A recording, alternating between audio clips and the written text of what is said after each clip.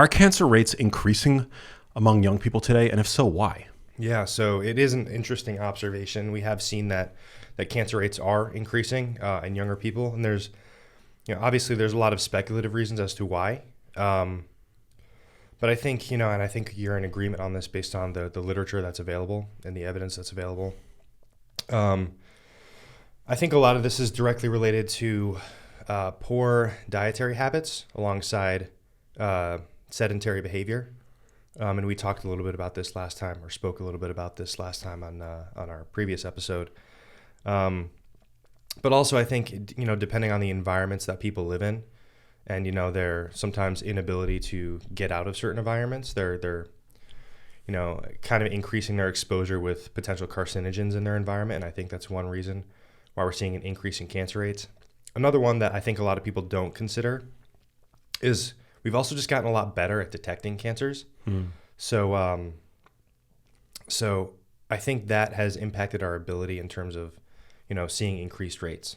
So obviously, if you're better at detecting them, you're going to have more data to show that, maybe there's cancers that now we're detecting because we have better technology that were maybe not detected many, many years ago. Interesting. Yeah.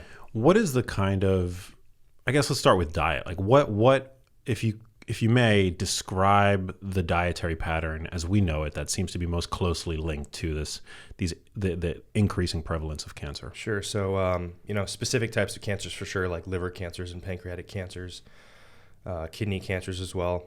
From a dietary perspective, I think it's, multifactorial, largely regarding, we've spoken about consumption of ultra-processed foods. There's, no surprise the level of metabolic stress that can put somebody under, especially if they chronically consume those foods. So other than ultra-processed foods... Do we know why? What is it about ultra-processed foods that make them so nefarious? So here's the thing is over time, if you chronically consume these foods, they can mess up the metabolism between how your organs work together, the things like liver, pancreas, kidneys, and can over time damage the metabolism in such a way where it's adaptive in a context where it'll literally cause liver tissue scarring or damage. And so those chronic stressors due to, obviously continuous consumption of those types of foods can offset certain metabolic reactions, which over time, if you chronically stress out specific organs, and you're not having a nutrient diverse and rich diet with a variety of different nutrients, can lead to things like liver cancers. And we're seeing increased rates of liver cancers as well. Colon cancers, relating to microbiome dysbiosis, which is obviously outside of even just chemical things like antibiotics. So our dietary behaviors definitely play a role in terms of, increased rates of cancers in younger people outside of even just carcinogenic exposures. And our intake of these kinds of foods, I mean, if anything, it's increasing. It's not decreasing. Yeah. Does that worry you? Yeah. I mean, it certainly worries me, especially because, we go through a lot of efforts to try and get people to eat a little bit better, be a little bit more conscious of the literal fact that they should be consuming, a variety of leafy greens. We're learning more about how important protein is in a person's diet, and that the previous suggestions for maximal protein consumption were a little bit lower. Now I think it's about 1.2 to 1.5 grams per kilogram, something like that. Correct me if I'm wrong. Is that accurate? Yeah, 1.2 to maintain muscle grams per kilogram of body weight. And then if you're exercising, which we recommend obviously everybody be doing, then that the optimal, I guess, threshold for protein that you want to hit is about 1.6 grams per kilogram. Exactly. Yeah. So, those are definitely certain circumstances in which, I would suggest to people, and I'm honestly kind of surprised why we consistently have to tell people this. It should be pretty obvious. I mean, regarding protein consumption, that's fine. Yeah, you could consume a little bit more, but it shouldn't be surprising to people at this point that, they need to consume protein-rich foods, and protein can come from vegetables as well. But there's a variety of other nutrients in vegetables that, vitamins and things like that. Also fiber. We spoke about fiber last time and how important that is for generally good health outcomes in any context of any disease. Fiber. Yeah, soluble, particularly soluble. Last time you said your favorite source of fiber was psyllium husk. Yeah. Yeah. Yeah. Are you still supplementing with that? I've experimented a little bit with different types of fibers like inulin as well. But I generally prefer psyllium husk because it is non-fermentable.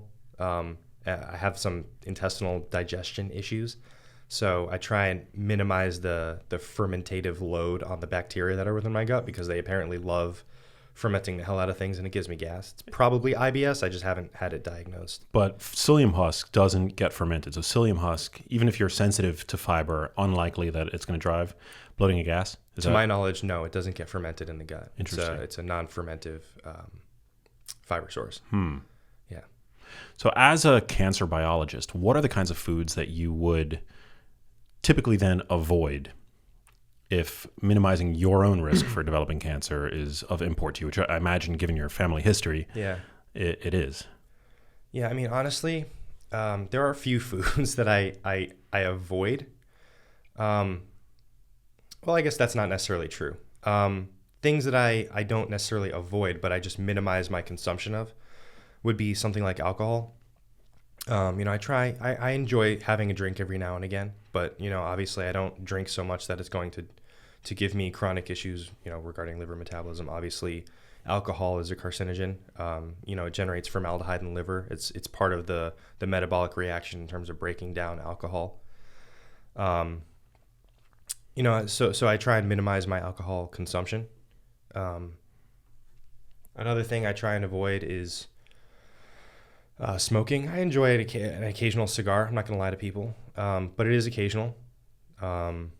Foods, I try and minimize, ultra-processed food consumption. We spoke about the damages associated with that. So again, I'm just trying to ensure that most of my nutrition is coming from whole food sources that haven't been ultra-processed. This includes a variety of different meat sources, red meat included. Again, for the record, it's not carcinogenic on its own. A lot of this, any meat source depends on how you cook it to generate those PAHs, polyaromatic hydrocarbons. We spoke about that last time. Generally, high heat under any circumstance for cooking any protein source will generate these carcinogens. So interesting. So red meat is not inherently carcinogenic, contrary to the popular narrative. It's just that when you burn the hell out of it, when you char it, carcinogenic compounds do get generated on the surface of that meat. Yeah. But again, it's like we're exposed to carcinogens left and right. Yeah. I'm worried more so about the things in my environment than I am about the carcinogens related to cooking various meat sources. Now, of course, I pay attention to that, though, too. It's not like I'm going to go and char grill every sort of meat source that I cook. You can bake certain things at relatively lower temperatures and get an even cooking without that char. But it is nice to have that char. We just went to H&H Brazilian Steakhouse, and we had many diverse, delicious types of meats. Yeah, so good. And we don't consume that every day. Obviously, we don't want the meat sweats every day, but it's. But it's interesting because what you definitely on your last appearance on the show, you talked about the fact that though we are essentially inundated today with exposure to carcinogens, we do have a degree of resilience, and our resilience is something that we can actually modulate with exercise, with eating a diet rich in antioxidants and the like. So they're not necessarily compounds to be afraid of. Yeah. You just want to be cognizant of them. Yeah, exactly. And so that's a big part of my platform too, and I think you do the same, is trying to not incite fear associated with the consumption of various foods, just kind of educating people about the materials that they should be conscious about in terms of how they consume them and when they're consuming and how much of them they consume. Yeah. As long as we're conscientious of that fact, there's going to be a lot of variation between people, but as long as we're conscientious of that fact, in general, health outcomes are going to be pretty good. Yeah, and even formaldehyde, which you referenced in relation to alcohol, which is obviously it's carcinogenic, but our own bodies produce it, and foods that are otherwise extremely healthy also contain tiny amounts of formaldehyde. Like bananas contain formaldehyde. Do they? I didn't know that. Yeah. Okay. Yeah. There's formaldehyde in the food environment. Yeah, there's also certain fruits that contain cyanide as well. There you go, like apple seeds and things like that. Yeah. Very small amounts. Yeah, apple seeds exactly. But yeah, it's just I don't know. Again, I don't know how many times we have to say the dose of something makes the poison. before it actually sinks into people's heads. But yeah. What about there's this common perception that protein, eating too much protein, because something in the wellness industry that I'm sure you're privy to is that a lot of us now at this point with platforms are talking about the value of protein, because I think for so long it's been underappreciated, and we're starting to see the role that it plays in muscle health, which is being viewed as increasingly important to longevity. Sure. But still, a lot of people harbor this perception that protein, if you eat too much of it, it's going to cause cancer. Yeah. No, I've definitely heard of that ideology, and I think a lot of it stems from our research in showing how cancer cells can utilize protein sources, or specifically the amino acids, specific amino acids, to fuel processes which kind of worsen cancer. So the general assumption there is just because you see these amino acids essentially fueling cancer-promoting processes, you could reasonably assume that protein causes cancer. But as you know, and I know, and many other people know, that they consistently ignore too sometimes. A few things in life are binary. That's not necessarily how it works. So you can't just make those causative correlations without sufficient evidence. But we know that there are some metabolic processes that are impacted in cancer cells that are directly related to, we've spoken about and even joked last night at the steakhouse about mTOR.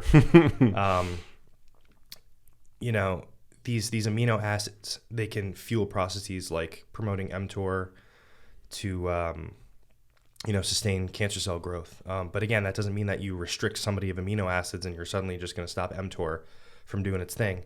There's going to be other adaptations that if you restrict those nutrients to cancer cells, they'll just adapt a different mechanism to enable their survival. So it's not so easy as starving a specific resource, as people like to believe, unfortunately. I wish it was that simple, but it's also a good thing that it's not that simple too, because I think life would cease to exist as we know it if it were more binary. Yeah, 100%. I love your non-dogmatic approach, and also protein stimulates mTOR, but so does resistance training. Yeah, resistance training stimulates mTOR.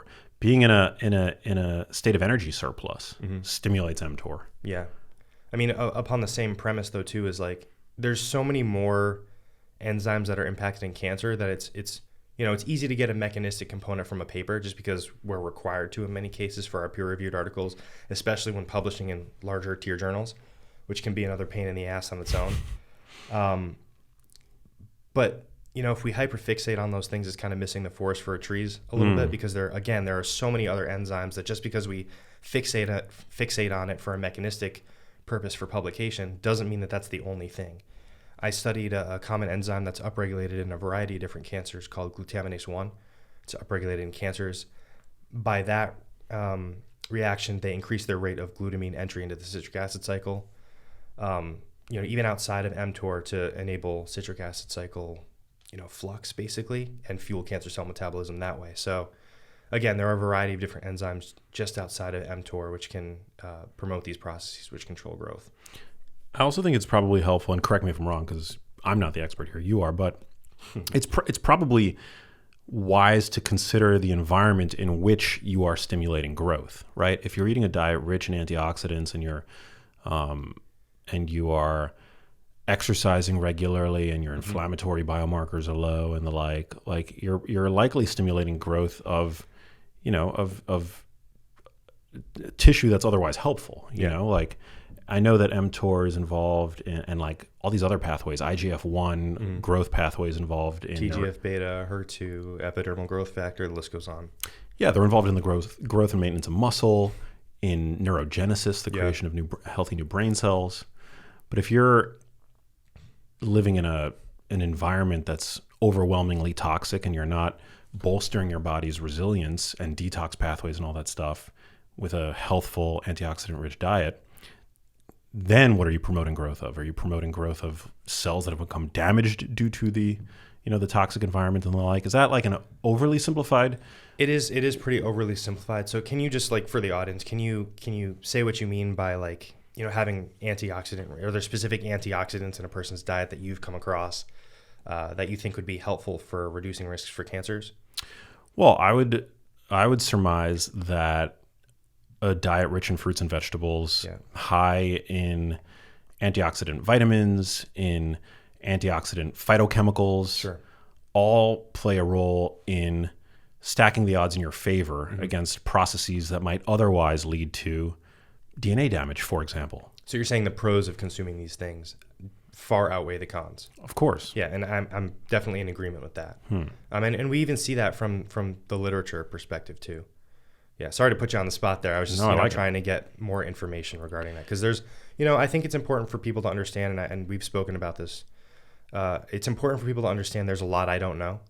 And so when I ask questions on podcasts to people like yourself or other podcasts I've been on, it's also my intent to learn as well. And I think that people need to understand we have to have these conversations for both of us to learn, but also our audiences that we hope to impact in a meaningful way. Absolutely. Well, I guess to make it even more, to make my point even more clear, like I'm currently in a phase where I'm eating lots of calories, eating tons of protein, resistance training almost every day. Yeah. Because I'm trying to put on lean mass. I'm trying to get stronger, put on lean mass, right? And I eat a vegetable and a fruit and vegetable rich diet. Yeah. Loads of antioxidants. I'm not burning in the sun regularly. I'm not, I do my best to minimize my exposure to environmental toxicants. But conversely, there might be somebody out there who's in a calorie surplus due to overconsumption of ultra processed foods, not exercising regularly, spending maybe way too much time burning in the sun, exposed. Probably much of the United States. Much of the United States. So it's like these are two different environments. We're both eating in ways that are promoting growth, but I tend to feel a lot more comfortable with that, with promoting growth, I guess, in my body, because I'm, I guess, trying to direct that growth towards muscle, and I'm not towards healthier processes. Towards healthier processes, sure. I don't know how I want to approach this thing too, because we obviously know how certain diets can affect our overall health, and as we pointed out, the pros outweigh the cons in terms of trying to stimulate things like skeletal muscle growth, especially regarding exercise, because we know that as we age, it's important for us to have a sufficient amount of skeletal muscle, because it's going to reduce our likelihood of injury as well. So I can't emphasize enough how important it is to consume a relatively protein-rich diet, but also just be conscientious of the fact that we need a variety of other nutrients from a variety of different vegetables and fruits and those sorts of things. And, as you've pointed out too, we need to stop trying to be, or I guess being fearful of specific food sources. Of course, it's best to understand which food sources have certain things in them that can kind of counteract these healthy growth processes. But overall, we need to be more holistic about the choices we have about our nutrition. Yeah. And stop, kind of hyperfixating on whether or not the carnivore diet is the best, or whether or not I just, put out all seed oils in my diet, or, there's obviously important arguments to be had and discussions to be had there. But again, I think hyperfixating on those things can be counterproductive to someone's efforts in trying to gain muscle mass, as an example. Yeah. Because it might detract them from the overall efforts if they're so focused on, or maybe they're afraid of the foods they're consuming, so they're so fixated on the nutrition label and whether or not they consume seed oils, or maybe they don't have enough olive oil, or, it can be a bit distracting. It's kind of too much information overload. I agree. The people these days tend to readily lose sight of the forest for the trees, and it's the big picture that you want to keep. You want to keep your eye on the prize and avoid minutia. You don't want to major in the minors. You want to major in the majors. Obviously, understand the minors and determine where they can be applicable in terms of whatever your goals are. But don't fixate on them so much that it's going to subtract from the basics that we all know to be, at this point, very, very helpful for human health outcomes. Yeah. One trope that you hear again and again with regard to cancer is that sugar feeds cancer. Yeah. What are your thoughts on that? Sugar does feed cancer, specifically glucose. But again, it's the same sort of argument with protein. Just because something fuels cancer doesn't mean that we need to starve ourselves of that resource. Because we're also finding that the metabolic implications there are really complicated, just because a cancer cell primarily, if we determine it, primarily utilizes glucose to fuel its metabolism. It's kind of like a means to an end. It's primarily taking in glucose to fuel other processes which promote growth. So if you starve it, yes, you might hinder those processes, but the damage has already been done, especially, in later stage cancers, that, there's other adaptive processes in there that, if you starve it of glucose, we've seen this time again, even if you starve it of something like oxygen, they'll change their metabolic programming, and they'll utilize nucleic acids, enter into the pentose phosphate pathway or something, or they'll utilize fatty acids, and they'll upregulate an enzyme called steroid-CoA desaturase, SCD1, commonly upregulated in some cancers to break down fatty acids for energy. They'll upregulate enzymes like the one I spoke about earlier, GLS1. There's various isoforms of these. I just call them like GLS1, but there's probably like 6 of them. But they'll upregulate some of these enzymes to increase the rate of other substrates into various metabolic processes, because there's a lot of overlap to fuel cancer cell metabolism.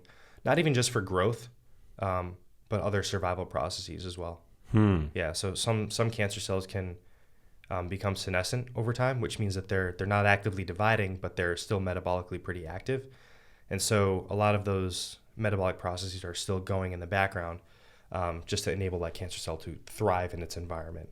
But again, these are in disease states, and it's important to note that when we have nutritional recommendations for cancer patients, those are going to be very different for healthy people as well. And I don't know of any condition where starving a cancer patient of any of these resources would outweigh the cons associated with, how do I say this? I guess I don't know of any case in which starving a cancer patient would be beneficial to their overall health outcomes, even if we understand these mechanistic implications for cancer cell metabolism. Do you think there's any value as a preventative strategy to being mindful of one's sugar intake? Mm-hmm. I think absolutely that's true, especially if someone's consuming, a lot of foods with added sugars in it, like fruit juices.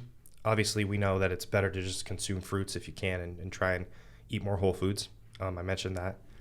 But trying to mitigate and reduce the overall foods you're consuming that have been processed, that have had added sugars into there, because obviously sweetness is great, but I'm hesitant to say this, but it can be addictive behaviorally, not chemically addictive or anything like that. But I love sweet things just like anybody too. But if we consume a lot of those foods, it can kind of hurt us in the long run too. Especially if we're not taking our overall nutrition into account. We need to be more conscious of consuming a variety of diverse foods. We can have those sweet things every once in a while. Yeah. As long as we're in a state of, energy balance. Mm-hmm. I think it's pretty clear at this point that, not to beat a dead horse, but the dose makes the poison with most things. And I think even added sugar, which is so readily demonized today, that in the right context, it's not necessarily as harmful as it's often made out to be. Right. If you're in a state of energy balance, or even if you're in a calorie deficit, or if you're somebody who exercises vigorously on a regular basis, a little bit of added sugar here and there, probably not a big deal. Yeah, exactly. Because your body can handle those sorts of things. Yeah. I will add this, that there are certain contexts at which these dietary considerations can be helpful, again, in a disease state when somebody does have cancer. And we're learning more about this as we, do the experiments in the clinical trials. The added benefits of like ketogenic diets or even fasting approaches on how a patient will respond to a particular chemotherapeutic. So sometimes these diets and even drugs can change the metabolic programming of cancer cells to be sensitive to something else. So that's where diets can come into play, because there's a lot of global metabolic changes that can happen inside of a cancer cell that under maybe a low carbohydrate state, that if you gave a drug and they weren't under that dietary consideration, they might not respond to the drug. And we see that sometimes regarding chemo resistance. But if you give them that diet, now their metabolism changes and they might be now sensitive. The cancer cells might now be sensitive to a drug, whereas if that dietary consideration weren't implemented before, they wouldn't have been sensitive. So these diets can be helpful. We have a lot to learn. There's still a lot we don't know, but there appears to be promise for, things like pancreatic cancers, which obviously have very few treatment options and is probably the deadliest cancer that somebody can get. Not to induce fear in anybody, but it is, it's scary to get pancreatic cancer. My mom passed due to pancreatic cancer. Yeah, we spoke about this too. So and as your journey with your mom's condition, you tried to control some of the dietary things that she was consuming just to, give her a bit of an edge. And we're learning now that there are benefits to that. Lowering carbohydrate intake can be helpful, but we need to better understand the context, and it's these same dietary interventions aren't going to be helpful for all cancer patients. It's important to consider that as well. Do you remember there was a paper a couple of months ago, maybe it was even last year, that it was published in the Journal of Functional Foods, and it found that diets rich in creatine were associated with a reduced risk of cancer and malignancy in adults 20 years and over. Diets rich in creatine. So I guess this is the attempt to examine red meat sources, right? In terms of how they, because red meats are obviously rich in creatine. Yeah. That's correct, right? Yeah. It was a fascinating paper because it looked only at food sources. So it didn't look at, those which, would probably be a minority of the U.S. population, people supplementing with creatine. So it looked exclusively at dietary sources of creatine. And it found that... Sorry to interrupt you, did they attempt to stratify the population to determine that the people that they were examining were just eating a bunch of sources that contain creatine, or was this like creatine supplementation? No, it's just food-borne sources of creatine. Okay. Yeah. And I just thought it was a really interesting paper because obviously it was associational. It isn't powered to determine whether or not creatine is the causal player here, right? But it is fascinating that creatine is found exclusively in animal products, animal source foods. Yeah. And so if animal source foods were a driver of carcinogenesis, the way that animal source foods are often portrayed as, right, that you would see the opposite, right? But in fact, what they found was that people who consumed more creatine in their diets from natural food sources seemed to have lower risk. It was just a very interesting study. Yeah, that is super interesting. And, there are counter arguments to this too that I've seen. I was reading this paper in Cell. Cell, it's obviously a great journal. But again, there is heavy implication on or heavy emphasis on the mechanism component. There was one paper that I was reading, in mouse models, obviously it's important to note that, that showed that creatine supplementation in these mouse models that, we already gave them cancer, but creatine supplementation worsened metastatic programming. So upon this argument, you could say that creatine supplementation could potentially worsen metastasis in cancer patients. And I think I've covered this on my channel as well on Instagram. But I think this goes back to what we were talking about before. I think that the benefits of creatine consumption or even supplementation, the pros of those definitely outweigh the cons. So, oftentimes when we're working with cancer patients, a common thing we spoke about cachexia. A common thing we observe is cachexia, which is muscle wasting. So if a cancer patient is taking creatine to increase their ability in the gym, their endurance in the gym, and potentially hypertrophy associated with that, I'd be less worried about the effects of creatine on metastasis and more worried about their ability to build muscle tissue to promote better health outcomes. So again, it's kind of like trade-offs. Even if there is some of the creatine that they're consuming going to promote metastasis, the more important thing is trying to build muscle and also engaging in those behaviors that we know are super healthy, like exercise. So, yeah, we had an amazing. Have you ever connected with Darren Crando? I haven't. No. He's a Canada-based creatine expert, PhD. Has many papers under his belt. Okay. He came on the show and he talked about the metabolic benefits of creatine, the mitochondrial health benefits of creatine. Sure. And so it's super interesting. I think obviously there needs to be a ton more research done, but there's also neurological considerations when it comes to creatine. Can it enhance neurological performance? I think I was reading something. Have you seen this? Yeah, there's some thinking that that creatine might. I think the evidence is equivocal, but Sure. But yeah, there is some thinking that creatine is a very important nutrient from the standpoint of brain health. Yeah. But yeah, creatine's great. I take it somewhat regularly.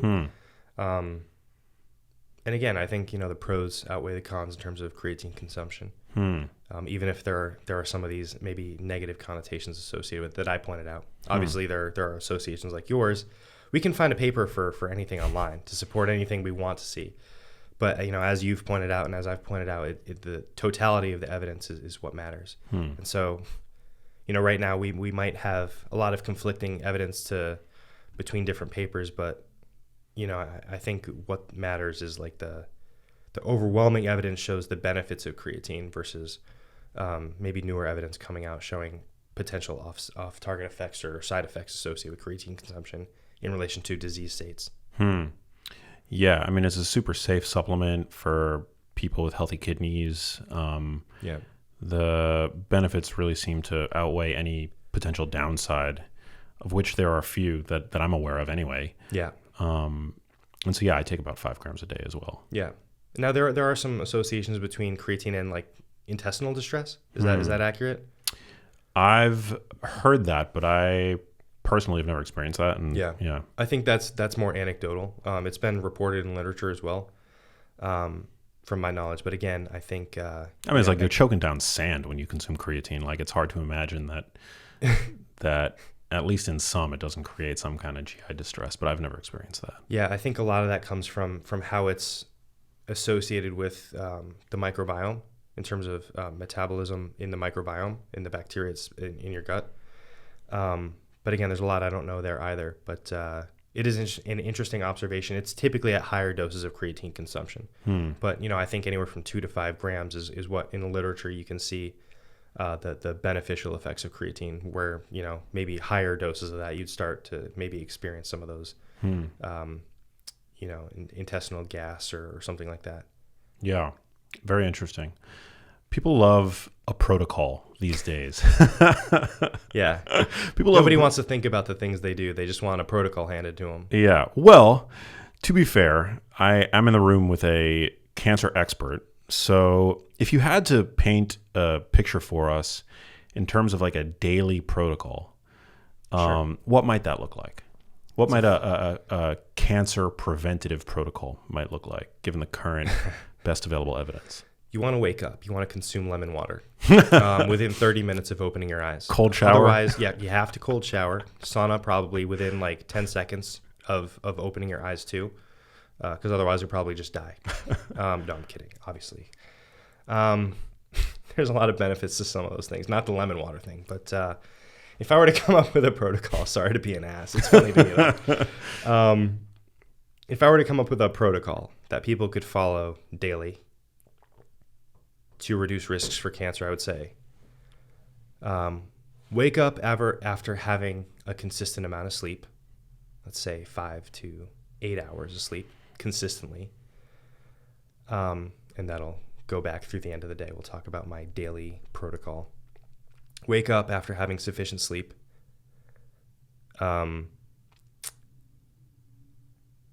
Exercise. Go to the gym. Have some form of breakfast. Wake up, have some form of banana or something like that. I usually eat a banana before I go exercise. Something that has some carbohydrates to stimulate glycogen stores in the muscle, so you can perform your workout effectively. After you work out, obviously, it's important to rehydrate. I would say electrolytes can be pretty beneficial for especially people who work out pretty consistently in terms of hydration. I would say after that, go throughout your day, try and be conscientious of your diet. Incorporate, one thing I've found recently that I'm doing is I'm incorporating 1 salad per day, whatever meal, obviously probably not breakfast, but maybe lunch I'll have a salad or sometimes 2 salads. What's the rationale for that? There's sufficient evidence to show that, including vegetables in your diet, whether it's salad, can be helpful in terms of your overall digestion. Just promotes a healthy metabolism, just keeping that simple. Also there's fiber there and a lot of micronutrients in vegetables that can be helpful for positive health outcomes. Assuming you've eaten one salad a day, maybe try and have a smaller dinner so that way your digestive load isn't so great before bedtime. I would say after dinner, again, it's important to hydrate throughout the day. Don't eat within 2.5 to 3 hours of bedtime. So that way, you can go to bed without some sort of need to digest those food, because as you sleep, your metabolism changes a bit. I'm hesitant again to say that it slows down because it doesn't technically slow down, but the distribution of the food changes. The metabolic breakdown of the food changes, which might be reduced in while you're sleeping, while you're laying down. And again, going back to sleep a consistent amount of sleep, anywhere from 5 to 8 hours a night. Just ensuring that consistency is very important. I was talking to Kristen Holmes about this, one of the scientists behind Whoop. I think she's the principal scientist behind Whoop.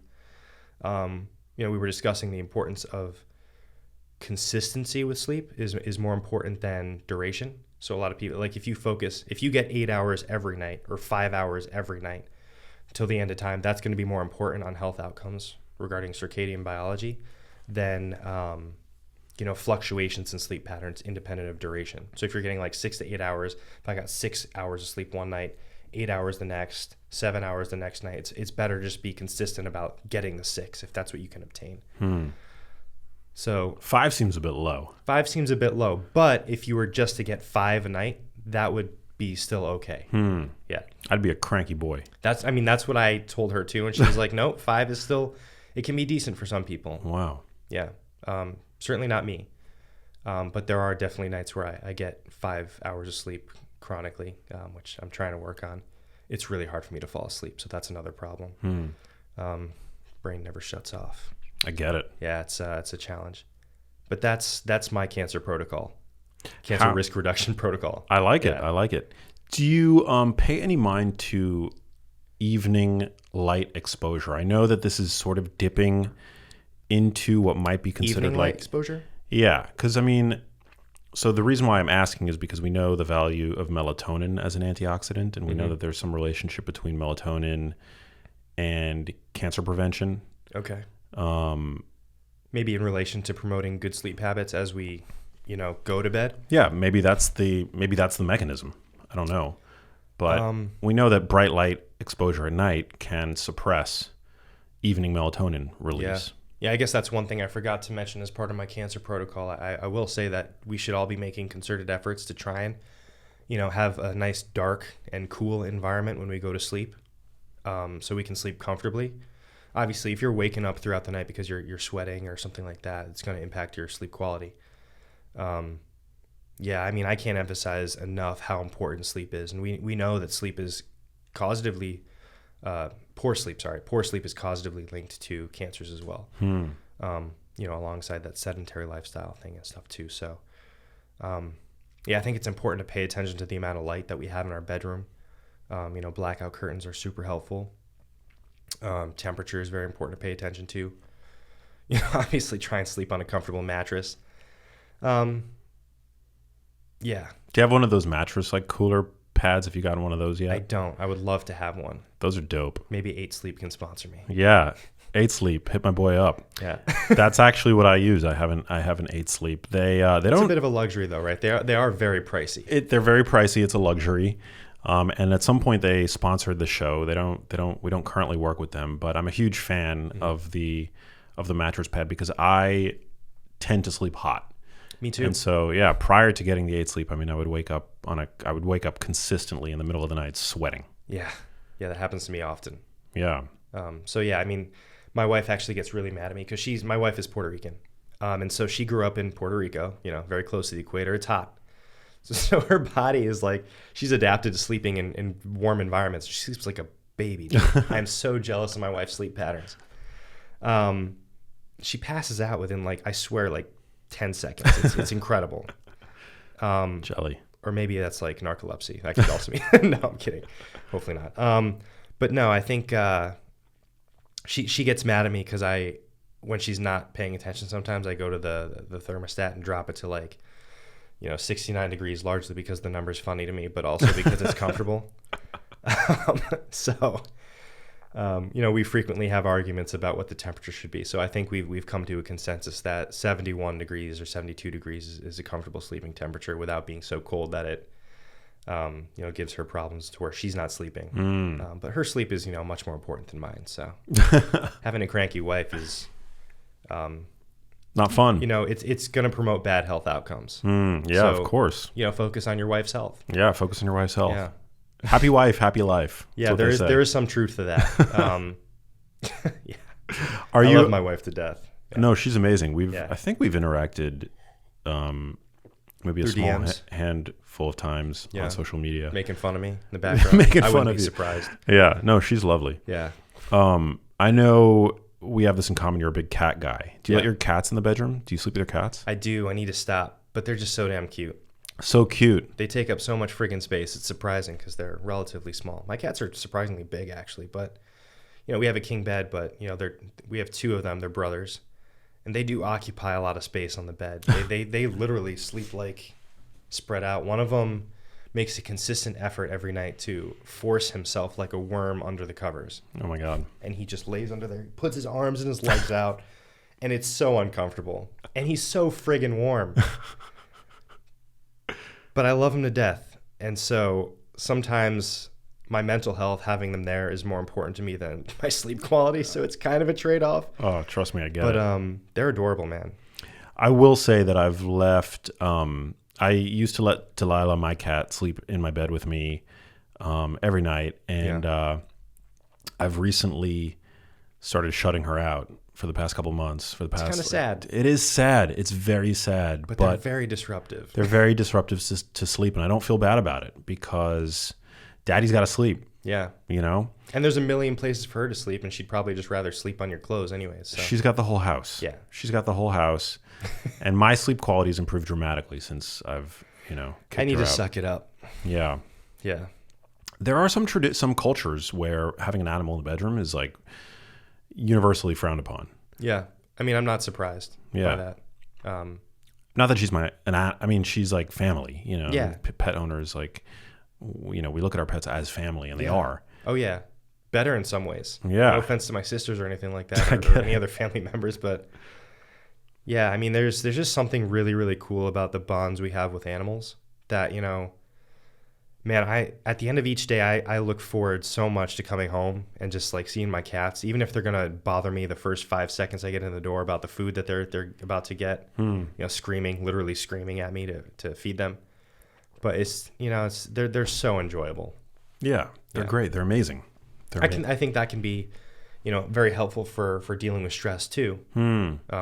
Which obviously can be linked to diseases as well. Yeah. Yeah. That's a great point. What is the relationship between stress and cancer? Yeah. So the thing is, we don't really know like the causative link associated there, but there's an argument to be made about the impacts of stress and poor behaviors that are associated more causatively with things like cancer. So like if somebody is stressed out, how many times have you heard people when they're stressed out, they pick up cigarette smoking or alcohol consumption? And we've spoken at extensive length about the importance of mitigating our exposure to carcinogens through alcohol consumption or smoking.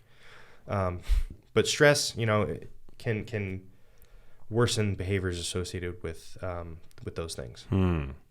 So the more that we can reduce our stress, our psychological stress, because there is some argument to be made about physical stress and its importance there, being adaptive. But as much as we can mitigate our psychological distress, it's going to help reduce our risks for a variety of diseases from, potentially engaging in those behaviors that are associated more causatively with the disease. Yeah.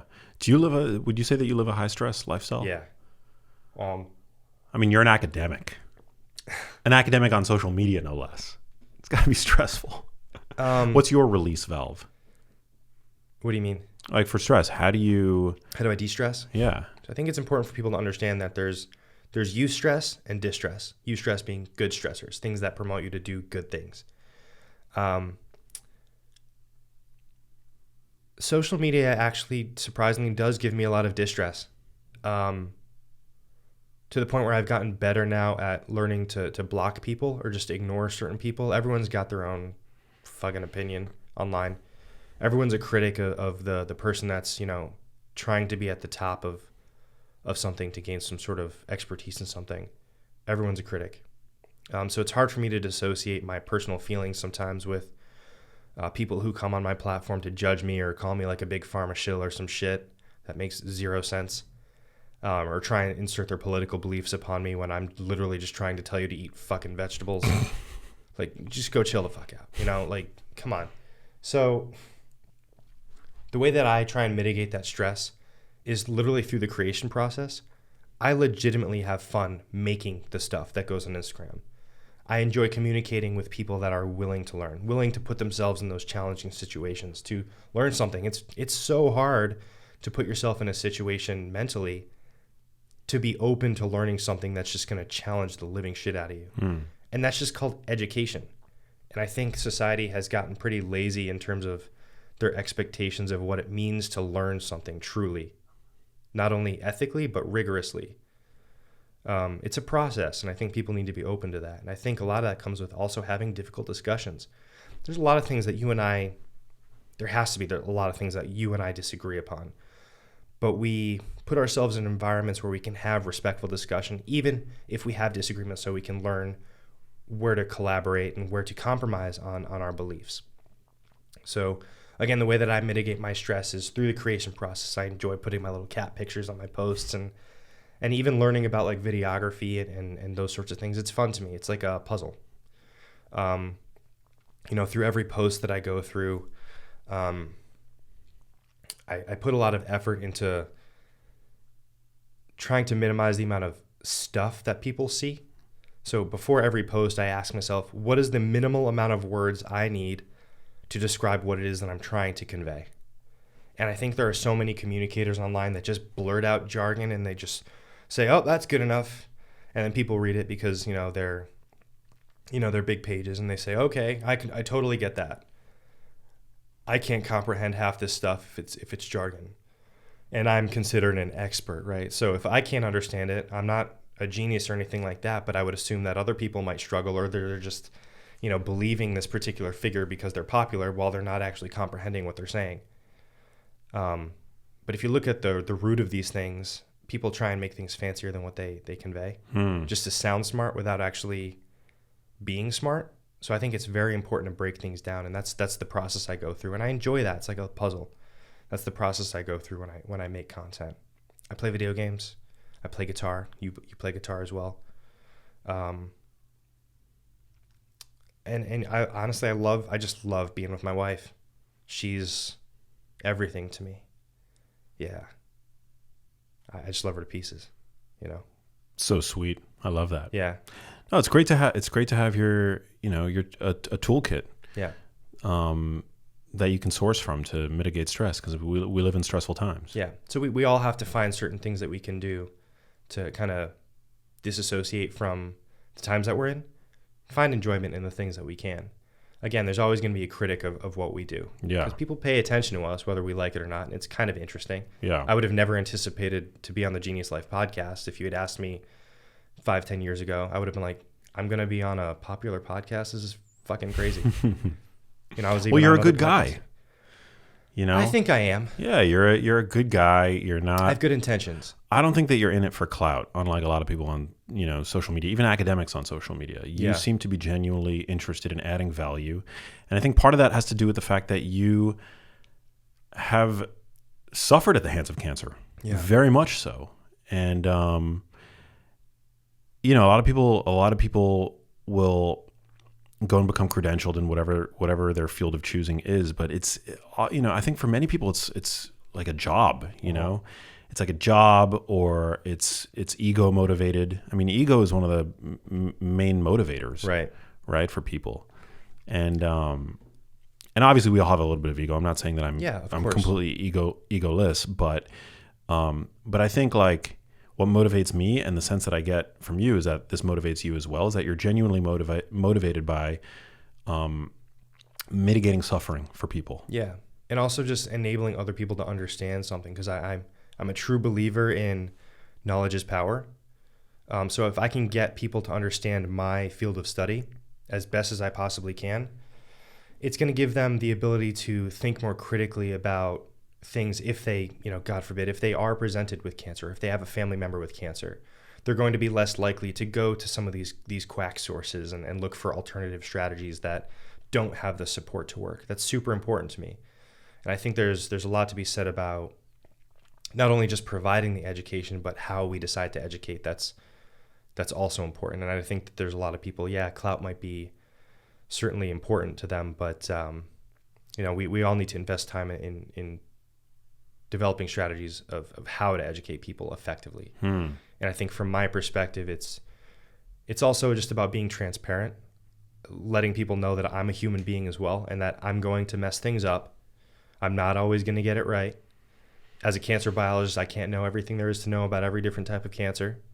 So when someone asks me a question and I don't know it, I just tell them I don't know, or I try and look it up and give them a resource that might educate them better. And I just try and be there for people. Like, if you have a question about this and you want to have this discussion, I'm all ears. Just being there for people, I think, is also important. And I think that's how I've gained credibility in this space, because I think it's so easy to just post and forget, but I pay attention to everything that everybody says in the comments section. And I try and bolster a good environment, because I think, in the academic community, moderation is very important, moderating discussion. And if I don't do that, it breeds an environment where you just enable everybody to say what they want to say without respect. And so I do that for my followers because I want to ensure that they have a respectful environment where they can learn openly. So I don't moderate the comments to go just delete stuff I disagree with. If somebody presents anything respectfully to me, and they provide a PMID or something like that, and they want me to look into something as counter evidence, as long as you're respectful, I don't care. As long as you're engaging with my followers in a respectful way, I don't care. But it's the second that somebody starts attacking character, shaming somebody based on a position, or providing advice that they're not supporting, that's when they get blocked immediately. I don't even think about it anymore. I don't have time for it. They don't have time for it. They're not there to learn. I'm not there to deal with their bullshit. You're not there to deal with their bullshit either.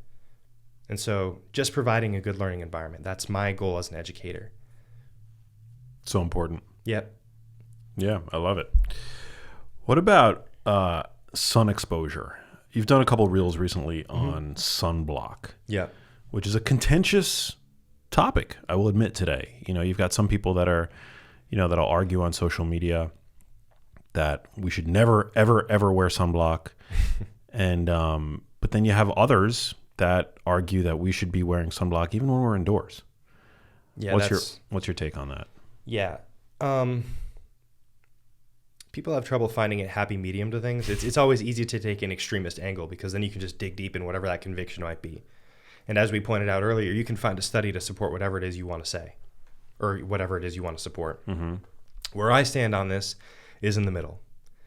And the middle depends on the research that's available. So what I focus on there is trying to mitigate UV exposure when I can. I use sunscreen if I know that I'm going to be outside for extended periods of time, because I know that it's going to reduce the ability of UV to damage my skin. And, I've had melanoma in my family. My dad had melanoma on his nose because he didn't take good care of his skin to some degree. He was a carpenter, or he still is. He still is a carpenter for a long time. So he's outside for a long time, didn't wear a lot of sunscreen, or not even sunscreen, just protective clothing over the face or something like that. So it doesn't even have to just be sunscreen. It can be protective clothing. If people are worried about, I think there is some reason to be concerned about some of the things that are in sunscreen, but I wouldn't say that it's over concerning to the point where I would never use sunscreen. It's always the context matter. Yes, there are studies that show that using sunscreen can inhibit vitamin D production. But that doesn't mean, again, that I'm never going to use sunscreen because I'm so fixated on its ability to inhibit vitamin D production. I think wearing sunscreen indoors is a bit absurd because UV can't penetrate. I mean, if you're standing in front of your window for hours on end, yeah, probably wear sunscreen. But who the hell is standing in front of their windows for hours on end? I'm certainly not. I have better things to do. But yeah, I mean, again, there's a happy medium to be said about mitigating our exposure to UV. Using sunscreen is very helpful. But again, considering the context, if I know I'm going to be outside at the beach, I'm going to put on sunscreen. Yeah. Anywhere more than an hour to prevent burning. So would you say just like don't allow yourself to burn? Yeah. It's very sensible advice. Yeah. You'd think. But yeah, we consistently have to remind people because of those extremist angles that people like to take on things. I don't know if it's just for shits and giggles, but I do find it sometimes entertaining. Yeah. Just like the dietary considerations, like telling people to eat veggies and consume meat, it's okay. I find this one to be kind of annoying, but also comical at the same time. It's like, why do we have to say these things? We know enough about them where it's like, just use your brains a little bit. I know, again, there's information overload. We get a lot of information regularly. It's easy to pay attention to somebody's credentials. Just think a little bit harder. These things they don't need to be any more complicated than that. Yeah. Yeah, I mean, I don't wear sunscreen day to day, but were I to know that I was going to be outside for an extended period of time in the sun and thus increase my risk of burning, I would absolutely bring sunblock with me. Yeah. I'd probably, were I to wear it more frequently, I'd probably, to some degree, mitigate skin aging. Yeah. Which is separate from... Yeah, for a variety of other creams that can be helpful for that. Yeah, because, I mean, photoaging is a real thing. And your face is the part of your skin most likely to be exposed to the sun under day-to-day circumstances. I mean, it's the closest, especially if you're like staring up at it. If you're staring up at it, yeah. But no, generally I don't wear it unless I know that I'm going to burn, and I don't want to burn. Yeah. So who would want to burn? Who would want to burn? I was on a cruise recently, just as a side story. I was on a cruise recently, and there's a lot of people on the cruise, a lot of characters. I was at dinner with my family, my wife and her family. Well, now my family too. I was at dinner with them, and I look over and I saw this woman that literally was so red she looked like a lobster. Oh no! And it's like, if I had asked her, she's probably somebody who believes that sunscreen is bad for you. But it's like, ma'am, you are burnt. That's bad for you. Again, pros and cons of certain things. So the pros of wearing sunscreen in that context, she could have used some. Now she's got severe skin damage to the point that it looked like she came out of or was standing next to a raging house fire. Yeah. So, not good. Yeah. Not a good look. I hope she healed. Well, I took some questions from my audience that I want to throw at you. Sure. Because, again, it's not every day that I get a cancer expert in studio. And my you always have my contact info, though, if you need help. Yeah, there you go. But I have a very sharp audience who values evidence-based information. Me too. And so, let's just take some questions. Yeah, buddy. And we can do this rapid fire. They don't have to be prolonged, like sermons. But I think I've selected the questions that I've found to be, I think, the most potentially illuminating to get answers to. Sure. So the first one is, what causes cancer in children? We obviously know that in adults you get tons of the environment plays a huge role, whether we're talking exposures, diet, lifestyle. But in children, right? Do we have any idea? Yeah, I mean, so this is a very tough topic to talk about because obviously cancer is associated with age. Typically, as you get older, your likelihoods for cancer get greater, especially in modern society. So it's surprising when we see cancers in kids, because it implies, again, there's some sort of genetic contribution. And so typically there are heritable things associated with why kids get cancers, or perhaps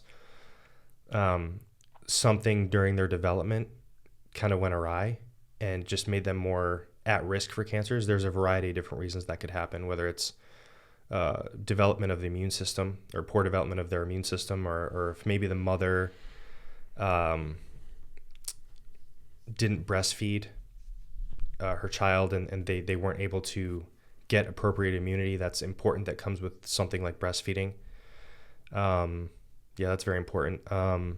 There's a variety of different things, and it's not like, so we don't have all the answers, but the research seems to point out that it's largely genetic contributions to cancer, but also embryological development things that can go awry that increase risks for cancers, as we see children's cancers.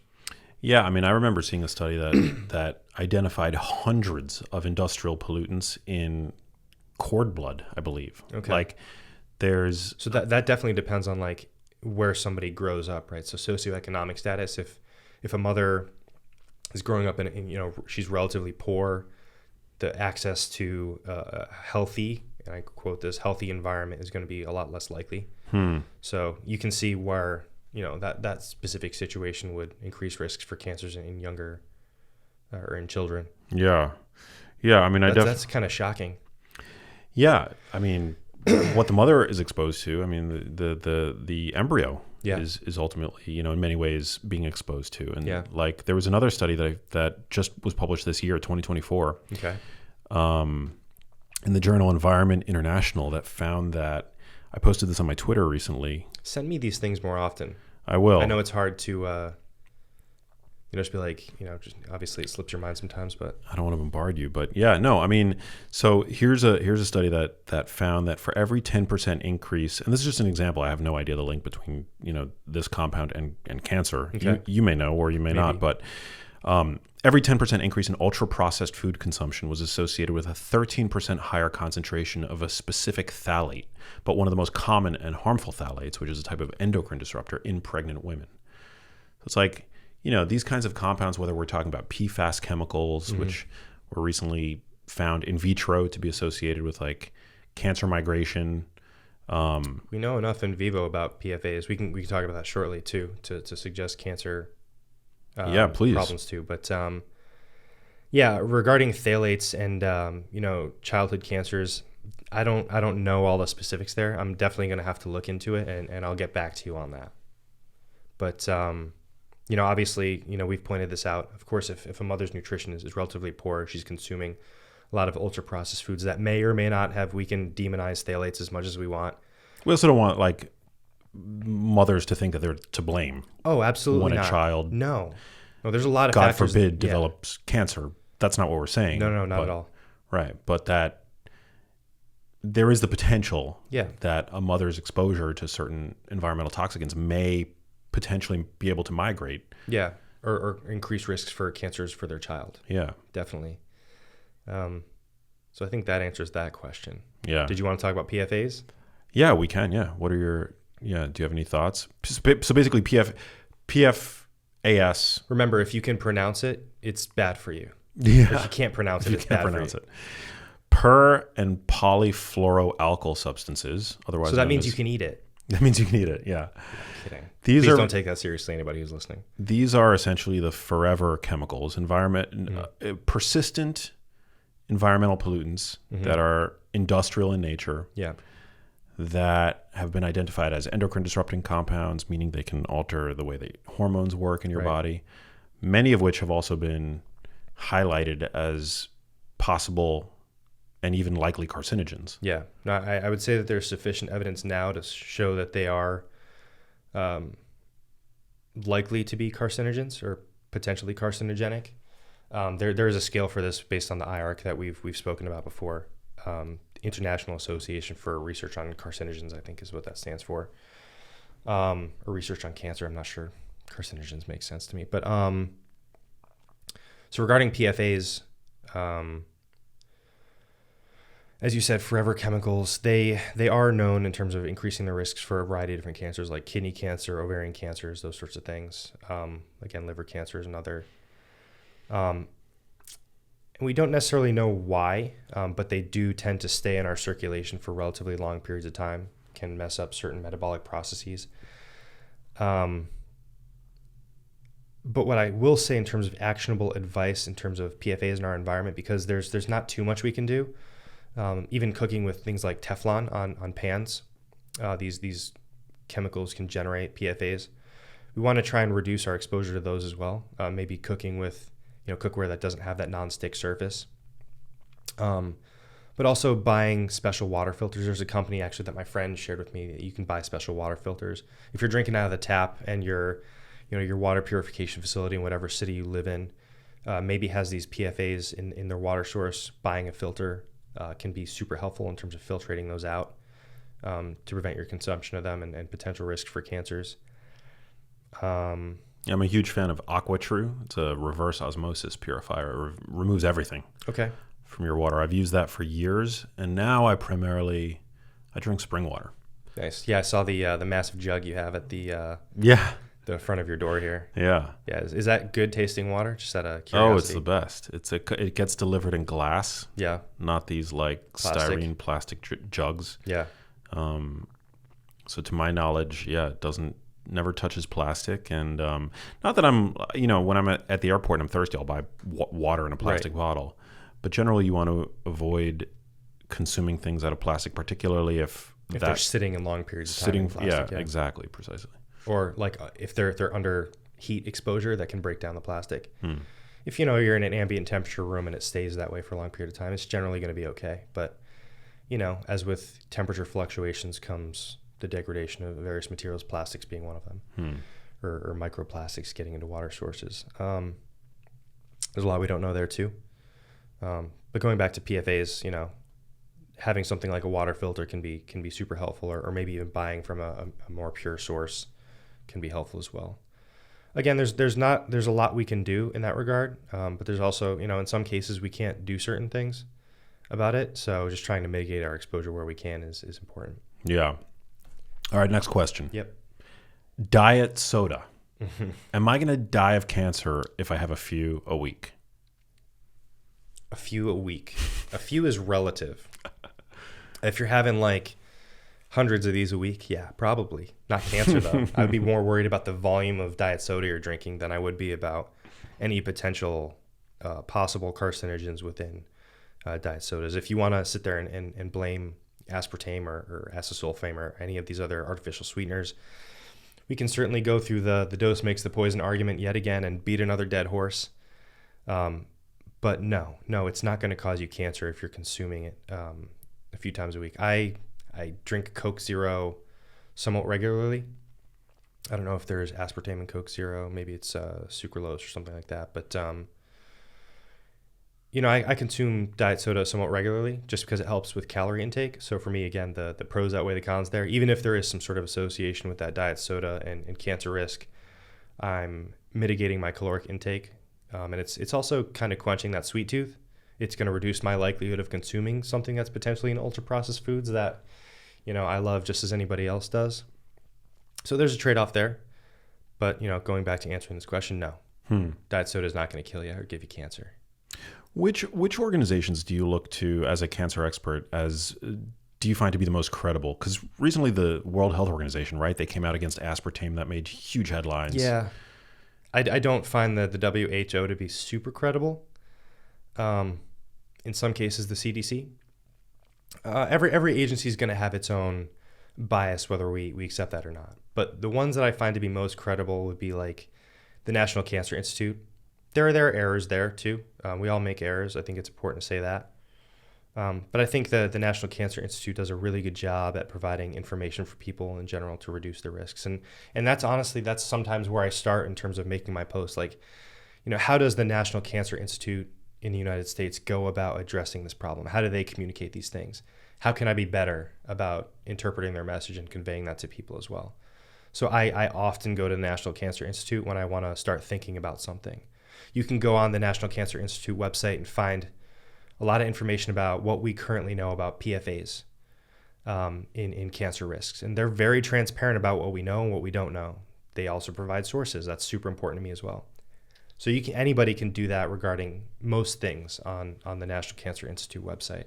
And I strongly advise people to do so. And I often send people, like when they get me a question that I don't know, I'll go to the National Cancer Institute website and I'll do some reading before I even decide to send it to them. And when I determine that, through some research that it's accurate, I'll send them that page because it summarizes things quite nicely without me having to go through the effort of making another post to break it down for somebody, unless I find it super important that I haven't discussed yet. So yeah, that's typically a source that I go to. That's good to know. Yeah, it's awesome. Yeah. And then the IARC is affiliated with the National Cancer Institute, which tells, what carcinogens we know are strongly related to cancers and what we know are weakly correlated to cancers. A lot of people will take, that out of context too, and say just because something's on that list that it's going to cause cancer. But we very explicitly state that it's possibly carcinogenic, or it has the potential to be carcinogenic, but we just don't know yet. Also, just because something is a potential carcinogen, or maybe even is carcinogen, doesn't mean that it's going to cause cancer in you. Yeah, absolutely. Very wise. Okay, moving on, just a handful more. Yeah, sure. Bluetooth headphones. AirPods and the like. Aren't these mics Bluetooth? These mics are not Bluetooth. No. I wear wired headphones in the gym. Okay. I know your friend, what's that, Crosby? Crosby, yeah. Crosby wears them. We had this discussion too. I was like, Bluetooth headphones. Yeah. Do they cause cancer is the question. Yeah. No. Or I can say with strong degree of confidence that we don't have enough evidence to show that there's causality there. Got it. That's maybe another way of saying no. Fair. Or currently no. Do you think there's merit to practicing like precautionary principle, wearing wired headphones until the science is settled? That's a great question. I think that's an individual choice, right? So like, I'm not worried about it. I study it regularly. Cancer. I study cancer regularly. That's why I'm here. But just because I'm not worried about it doesn't mean that it doesn't worry some people. If you like wearing wired headphones and you're okay with that and it doesn't bother you, you do you. But I'm not going to sit here and pretend like we have enough evidence to say that Bluetooth is causatively linked to cancer. Got it. So it's more so just like a comfortability thing. Precautionary, sure, why not? Yeah. I guess let me be more transparent. I wear wired most of the time, but when I'm in an environment where I feel like the noise canceling, I'm going to benefit from that, like in a loud airplane environment, or even sometimes in the gym, to be honest, if I'm listening to something, because my gym tends to be so loud, I have to turn the volume up so much that I'm damaging my hearing as a result. Yeah, that's another trade-off. Yeah, I love metal music, so that's certainly a problem for me. Yeah, so I think in those environments, it probably the benefits outweigh the risks of actually wearing Bluetooth headphones that have a noise cancellation feature. So you don't need to blast it to enjoy. Yeah, because you don't want to damage your hearing. Yeah, so there's a trade-off with everything. Yeah, I will probably suffer from that at some point. Yeah, we don't want that, especially as music junkies. Yeah, dude. So many good bands. I'm sure. Yeah. No, music is life. Do we see a cure in the foreseeable future? And if so, when? That's a great question that I think a lot of people confuse because we have cured cancer in many contexts. It's just we can't assume that one person's treatment is going to be applicable to another person's. Even if they're the same treatment, or we can't assume that it's going to have the same success rate. So one cancer patient's treatment might cure them of their cancer, while another person with the same cancer might receive the same treatment, may not be cured, or may not even respond to the treatment in the first place. A lot of it depends on stage of the cancer when it's being treated, and also the heterogeneity between people. Even if it's just because someone has, as an example, just because two people both have high-grade serous ovarian cancer, one of the more common types of ovarian cancer, doesn't mean that they're going to respond the same way to treatment. And many people have been cured with the drugs that we've given them nowadays. But it's just a very challenging disease, as most diseases are, to treat, because of those not only metabolic implications, but also there are genetic contributions as well. And a lot of it stems from how that cancer cell originated. And that origination process, how the tumor cells develop over time and form tumors or form cancers, those are going to vary dramatically between people despite them having the same cancer. The mutational load is going to be different. Some cancers have viral implications that can change characteristics, like Epstein-Barr virus or HBV, HPV, another one. So we have to take those things into consideration when we think about cures. It's not easy. So yes, we've cured certain cancers. There remains a lot to be developed in terms of newer therapies, which show a lot of promise. especially in like the immunotherapy space, nuclear medicine, targeted radiotherapies. I spoke about that on Thomas DeLauer's podcast, which comes out soon. We can talk about that some other time. But yeah. Good to know. Yeah. Yeah. So cures are on the horizon, just it's always contextual. Yeah. That makes a lot of sense. Yeah. I'd hope. What is the one thing that reduces cancer risk the most? If you had to pick one thing. That's the question. It's not my question. It's a good question. It is a good question. Oh, it's so hard to pick one thing. Because in my mind, I'm thinking, what's more important? Sleep, health, or exercise?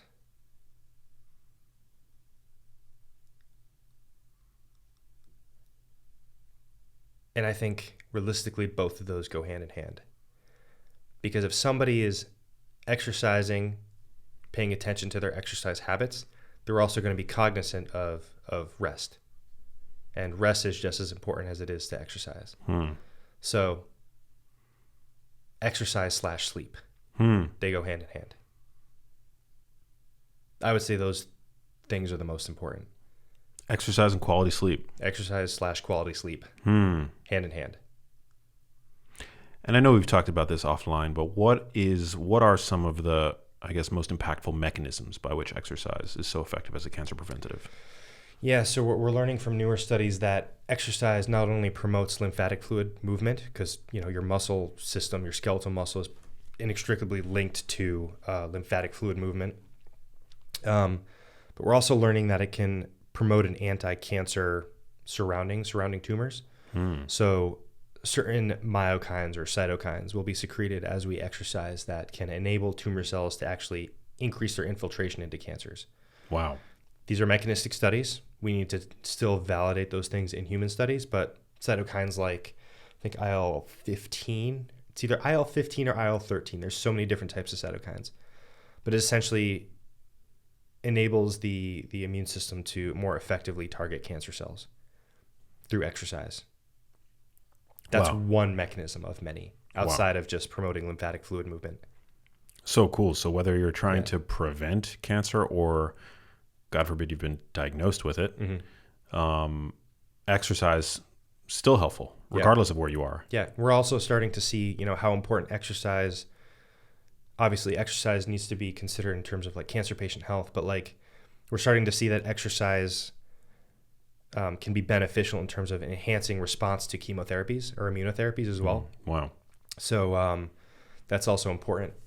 And also there was another paper that was published that showed that the minimum amount of exercise that someone can get would be like at minimum 2 minutes of relatively high intensity exercise. 2 minutes. Now I'm not, and we've spoken about this before too. I'm not saying that you should only get 2 minutes of exercise a day. But it doesn't take much to reap the benefits of just how important exercise is on literally every health outcome. So those are some mechanistic components about how exercise can reduce cancer risks. But there's so many good things that could be discussed and that also remain to be determined. There's also guaranteed there's going to be contexts at which exercise can worsen certain cancers, depending on the cancer, depending on the metabolic profile of that specific cancer. Let's say you had a sarcoma in your muscle tissue. You could come up with a situation where you could say, okay, if I promote lactate signaling due to exercise, as happens in that muscle tissue, and I have a sarcoma in my muscle, soft tissue muscle or something like that, the lactate that's produced through exercise could worsen characteristics. But again, I'd still say that the pros of exercise still outweigh the cons there in terms of cancer cell metabolism and lactate production. But there's always context to be discussed there, and it's complicated. It's complicated. Damn it. How many times have we said that? Yeah. Well, it is complicated, but I'm psyched that we have somebody such as yourself, boots on the ground, working to figure this all out for us. Yeah, there's a lot of great people. I can't take all the credit. There's a lot of brilliant people out in the world, not even just cancer biologists that are helping us better understand the processes that can occur in diseases like cancer. Yeah, well, I mean, cancer is difficult, and again, you have it in your family tree. Yeah. I do as well. A lot of people do. A lot of people do. Yeah, it's incredibly difficult. And yeah, my heart goes out to anybody who's suffering from it currently or who has suffered in the past due to cancer. But it's not a hopeless scenario, which is what I'm grateful for, that we at least have some degree of illumination, some form of roadmap. Yeah. So as to prevent it from occurring, or to reduce our risk, at least for it to occurring to us and others that we care about. Yeah, and it's so important to consider the fact that it's not as hopeless as people think. Yeah. I initially started my endeavors as a cancer biologist because I felt so hopeless about my mom's outcomes, this is how we try and empower people to make more impactful choices about their life by giving them this information. So this is everything we do and why we do it. Yeah. Well, you do a great job. Where can people find you on social media? On Instagram mostly, at Dr. Joe Zundell. People can follow me there. I don't have much of a social media presence outside of Instagram, just because it takes so much of my time, but also I don't think I can effectively communicate on Twitter, being the dumpster fire that it is, or X or whatever you want to call it. But I do try and share PubMed articles there.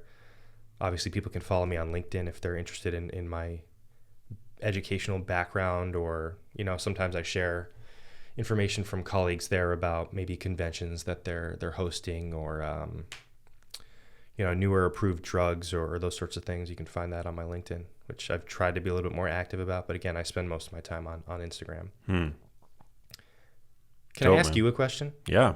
Last time you asked me a really important question at the end of at the end of your episode.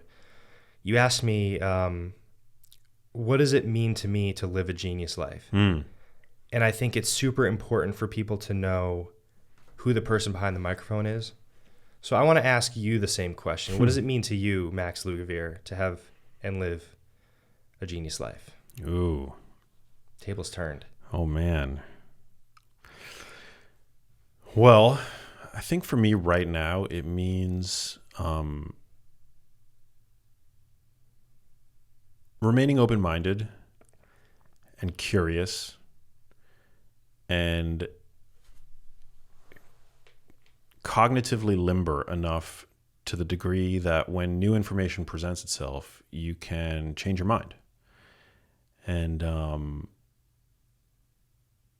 yeah, this podcast, this journey that I'm on has been, I consider myself a life learner. I'm always learning. I think the best of us always are. Yeah. You describe yourself as an autodidact. I am an autodidact. Yeah, definitely. For people who don't know what that means, it's somebody who's largely self-taught on a given topic. My whole life, I've been an autodidact. And yeah, I just, I'm always learning, and I'm always reassessing, and I try my best, which can be difficult at times, not to become too mired in any one belief system. Yeah. And especially with something like science, which is constantly evolving. And particularly for me, who doesn't have an academic training, right? It's very valuable to me and important to me to keep an open mind. Okay. And to That's awesome. And to also, as somebody with a platform, to bring my audience with me along for the journey, and I encourage my audience to also keep an open mind. I posted on Instagram recently that a statement that people shouldn't take health advice that they glean from any podcast, including mine, as gospel. Yeah. Because podcasts they're an incredible platform to glean nuance and to be entertained and to get better informed about a given topic. But I've described what we do as like a primer to learning. Yeah. It's just a starting point. It's a starting point, yeah. And I never set out to be perceived as the expert. Rather, I think I set out with the intent of being a model for people. You know, somebody not only an attractive one, not only a mentally capable one. Oh, I love when you flirt with me. It's the best. Sorry. It's the best. I'm here for your cat. But yeah, I am self-taught, you know, and I've achieved a lot. I'm very proud of my accomplishments, and I've done a lot, and I've impacted a lot of people. I know that. I'm very grateful for that. Sure. And humbled by that. But you know, what I've done, at the end of the day, I'm just a guy. Yeah. And I want people to understand that, and I want people to use that as inspiration in their own lives. Yeah. And yeah, I'm sure I've gotten things wrong. I've definitely changed my mind on a few topics, and I try to be as honest and transparent about that as I can. I think that's part of my responsibility, having a platform, but I think that's also my responsibility as a life learner. Can I ask you a somewhat follow-up question to this? Yeah. Sorry to keep going, not to take over your podcast. No, I love it. This is welcome to Joe Zundell's Genius Life podcast. You should have your own podcast. Maybe someday. Would you come on? Yeah, absolutely. Okay. Yeah, if you'd have me. Absolutely. Follow-up question to that. If you could have people understand one thing from your platform, what would that be about what you hope to achieve that they get it from you at the end of the day? Blanket statement. Big picture thing. Yeah. The one thing. The one thing. Think about it. Yeah.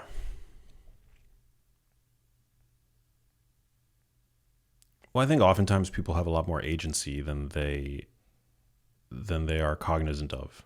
Like people are powerful. Mm-hmm. What do you mean by agency? The ability to have impact in the world, in their health, in the hearts and minds of their loved ones. People, you know, I think we live in a time where victim mentality is applauded, and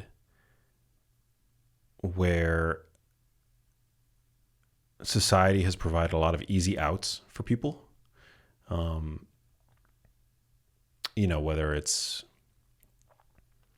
various pharmaceuticals, and I have nothing against pharmaceuticals, but I know.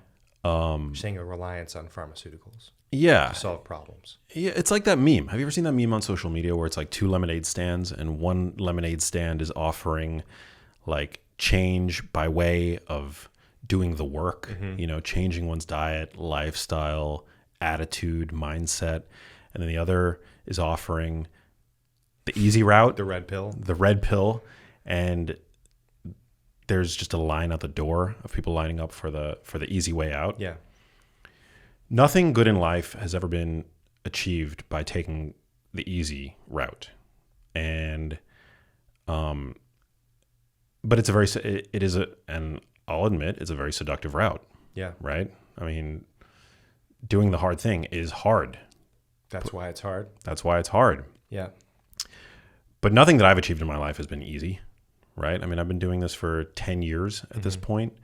I've been working on a documentary called Little Empty Boxes, which is Beautiful just about film, to by be, the way. Thank you, just about to be released. And that's taken me 10 years of blood, sweat, and a ton of tears. Yeah. And I cried when I watched it. That's for sure. Really? Yeah. So, you know, but I think like the takeaway is that people do have agency. Like you can do the hard things. You just have to do them. So your platform, your one thing is giving people the tools to provide them with the agency so that they can be more critical about their health outcomes. Yeah, be more empowered. Empowerment. Yeah. So we literally have the same goal. Yeah. Can I ask a follow-up one? Yeah. Okay. We have the same goal in terms of our platform. Why do you think you receive more flack than I do in terms of your stances on particular things? Yeah, I mean, I don't know if I receive that much flack, to be honest. I mean, I have a big platform, so I think like the amount of flack that I receive is proportionate to the size of the platform. Yeah. And everybody ultimately Anybody who's doing anything of note anywhere in the world is going to have haters. Yeah. Like people out there hate Disney World. There are people that hate pizza. Like think of the most benign. I don't associate with. Yeah. But think about the most benign thing that you can think of, whether food, even like a movie that is universally loved. Like there are people that hate that movie. I guarantee. Like James Bond. Yeah. Some people. Yeah. I'll go I look in the comments on it because I follow the official James Bond Instagram. Uh-huh. People are commenting like, whenever they post about like Daniel Craig, you get commenters like he was the worst James. He's like my man crush. He's a handsome dude. He was the best. I mean, he's the only Bond in my view, but some people hate him. He's so good as James Bond. And so you have to understand that the way to thwart criticism is to do nothing and say nothing, right? And provide to never no oxygen to the chamber. Yeah, provide no oxygen. Never step out of line. Never stick your neck out. And that's just not who I am as a person. When I see something that needs to be changed, I'm the one. And my mom was like that. My mom was just like that. You're like that. Yeah, my mom was like that too. Yeah. So I mean, for the tiny amount of criticism that I get, I mean, it really does just like, I do engage sometimes on social media because I have fun, and I'm in this for fun. It can be too. comical. Yeah. To mess with trolls. Yeah, but it's not. It ultimately has no impact on me because I know that it's just par for the course. And people hate you for a million different reasons, and it's never personal. I mean, realistically, how can these people know enough about you to make those sort of statements too? Yeah. Some people will just hate me no matter what because I didn't take the academic route to get to where I am. That's fine. I'm not trying to reach you anyway. Some people will be jealous at the size of my platform. Some people will be jealous that I'm a better communicator. Some people will just disagree with something, and rather than address it to me through the DMs and inquire as to you're why. You're super easy to have a discussion with, so I'm not sure why that exists in the first place. Yeah. But I think envy certainly prevents people from having those discussions because they're more likely to respond in a toxic manner or argumentative manner than they are in a productive manner.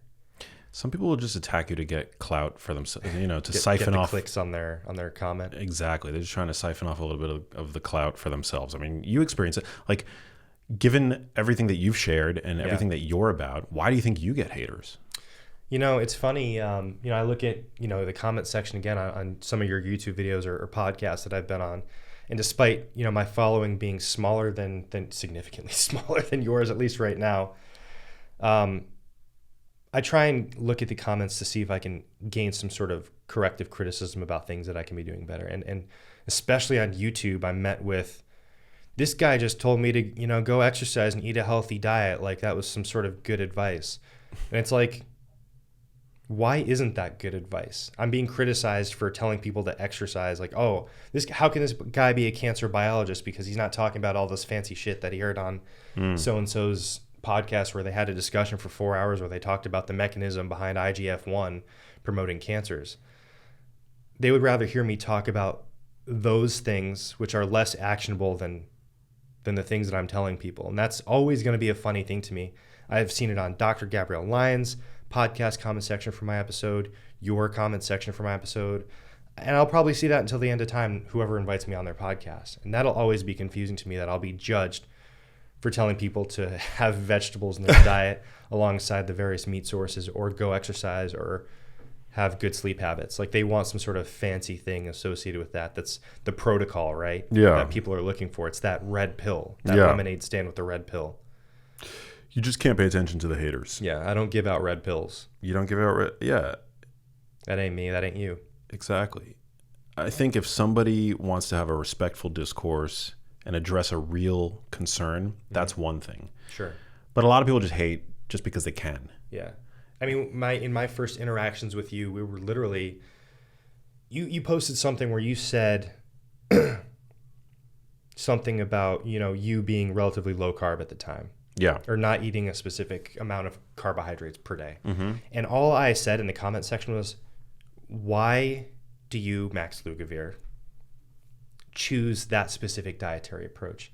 And you were actually initially a little bit argumentative because I think you're met with a lot of flack for choosing certain things that are in relation to whatever you do. And all you basically said was, you know, I'm doing my thing. What is it your business? And my response to you was essentially, I understand you receive criticism here. I'm not here to criticize. I'm here to legitimately understand why you avoid X sugar.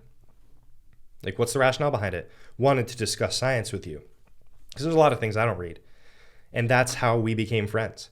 That's how I was able to get onto Drew Purahit's podcast. Somebody made a comment about estrogen on his podcast, and I was in the comment section trying to educate people as I often try to do.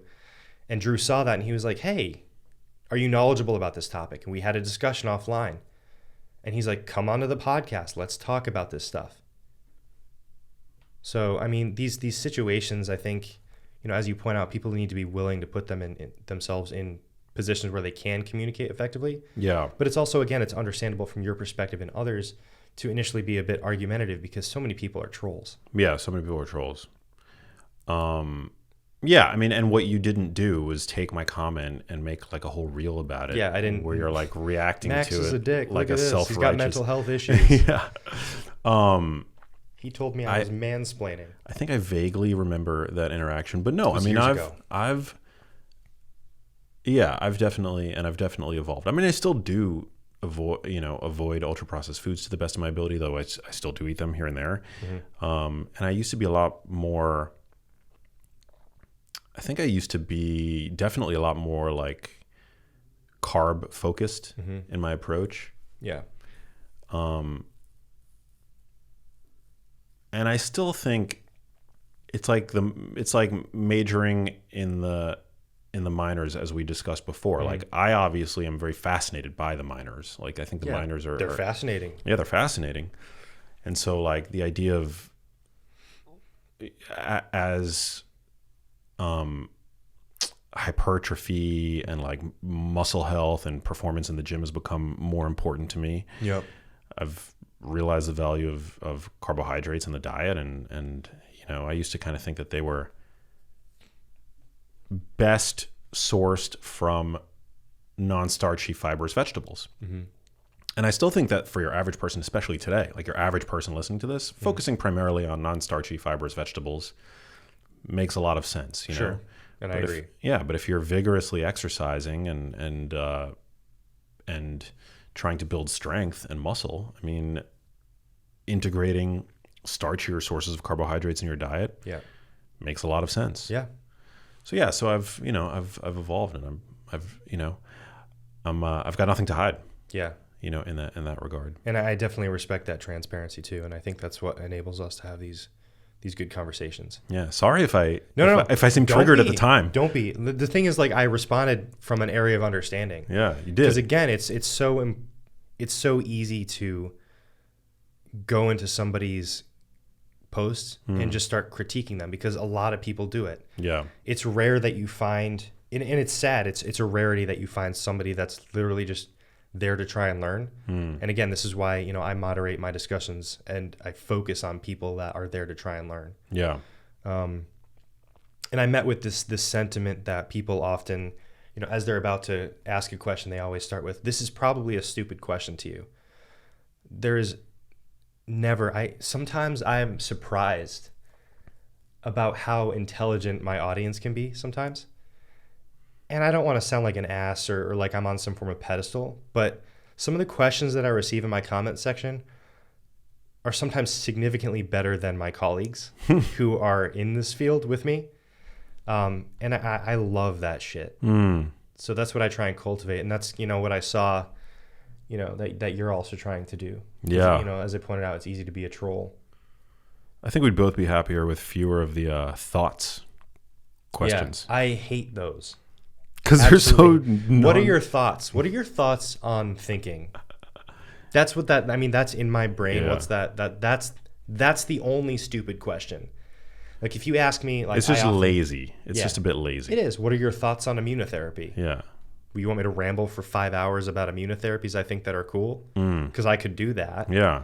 Are you going to learn anything from that? Probably not. Probably not. Maybe with it, after the first 15 minutes, you're going to tune out and be like, Joe, fuck off. Yeah, be more specific with your questions. Yeah. There's no such thing as a bad or dumb question, but be as specific as you can, I suppose. It's a sign of respect for the other person's and that you're paying attention. Time and expertise, if nothing else. Yeah. Well, dude, this was super fun. Yeah. Thanks for coming out. Thanks for letting me take over the end of your podcast. I'm already excited for round 3. Let's do round 3. Yeah. Yeah, man. We will. I'm always happy to come back to California. It's super nice here. Love it, dude. Yeah, and hang out with D-Money. D-Money. Shout out to Delilah the cat. Yeah, my hero. Mine too. Mine as well. Hey, if you liked that video, you need to check out this one here, and I'll see you there.